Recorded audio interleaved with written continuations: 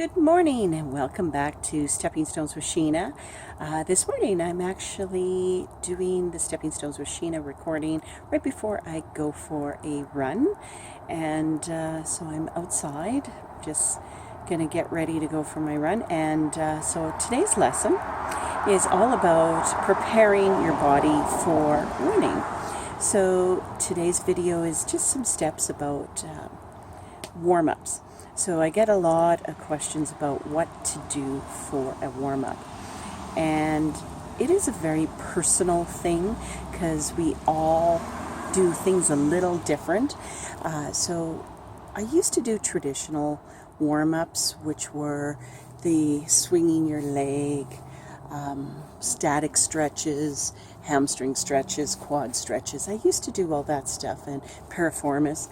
More recently, with my experience with muscle activation techniques, I have now realized that running with active muscles, not stretch muscles, is to our benefit, not more than stretching your muscles out. I want to have more muscles working for my body to move me than less.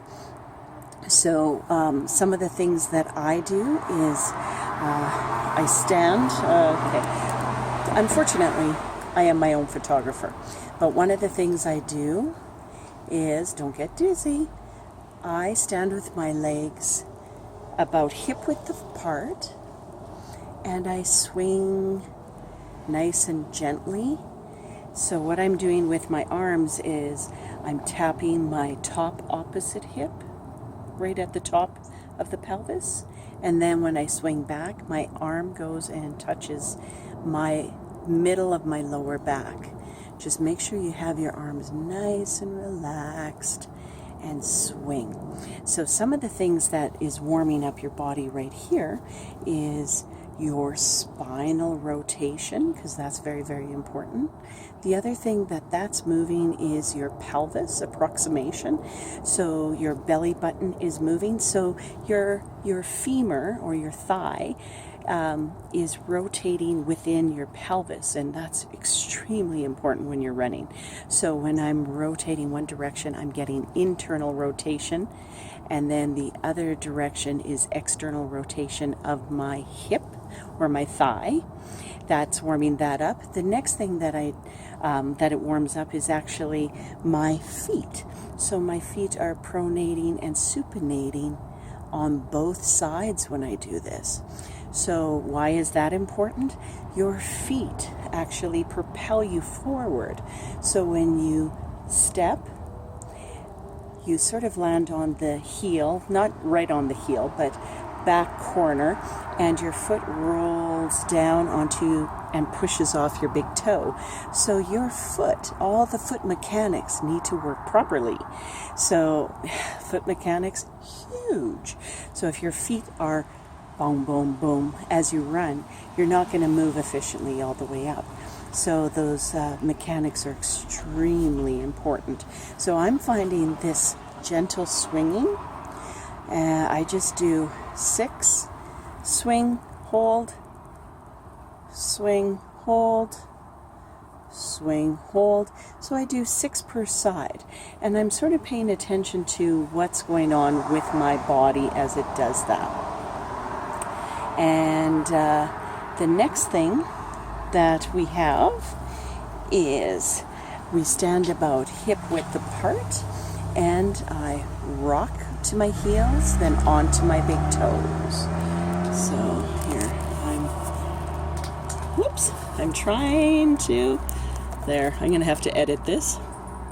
Rock to heels to toes. I'm gonna go down here. Rock, rock, rock, rock. Big toes. We'll do some editing. So we are going to rock back and forth from heels to toes. Once again, when we warm up our feet, we're doing it lateral to medial, and then we go front and back to warm up a different angle of our foot for the push-off phase. That one is really important. So I like to rock nice and slow, hold up on my toes, then rock back, hold. And you can also hold on to something if you're having a few problems. The next one that I love to do is I make a T with my feet. You see that?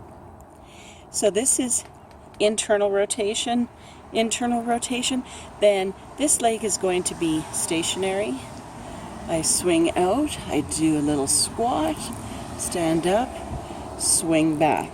The idea is to get your foot into a T, like so, okay? And then just go back and forth. This is once again internal and external rotation. By the way, this is also great for golfing in addition to running. But those ones are really good. And then the final one that I love to do is to get some spinal extension for your back.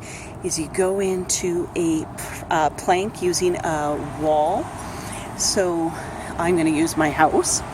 We're going to use a plank like so. Just imagine my other arm here. But instead of looking down, I want to lift my chest and move up. So lift my chest. My arms are fixed and my spine on my ribs are lifting within my shoulder cage. So that actually is some spinal extension. It feels great. I'm finding I used to do shoulder retraction, and I used to end up having muscle pain in my neck and shoulders.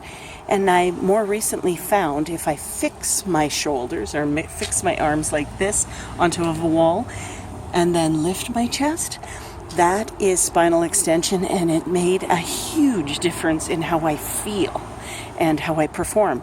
So just imagine we have stacked our body efficiently and now we're good to go. So I am off for a 3-minute walk run, and it's going to be, I'm going to probably start off walking. I'm pretty tired today, but every day is different. I can always tell my energy is down when my water consumption is down. So this morning yesterday I didn't have enough water. So today I know I'm going to be a little bit more sluggish, so I'm going to walk a little longer. It's okay. Remember, they're not laws. They're just guidelines. So do what's right for your body, and you'll see the best results. I hope these tips are good. So the 5 tips that I want you to know is do spinal rotation, open up your hips, do those exercises. So that's tip 2. Tip 3 is activate your feet. Step 3. 4 is spinal extension. And step 5, listen to your body. So today it's going to be a 3-minute walk before I start with a nice and easy run. All right. You guys have a great weekend, and I hope that's helped you get motivated and get off your butt to go for a nice, easy walk run, as long as your body can allow you to do it. You take care. Bye.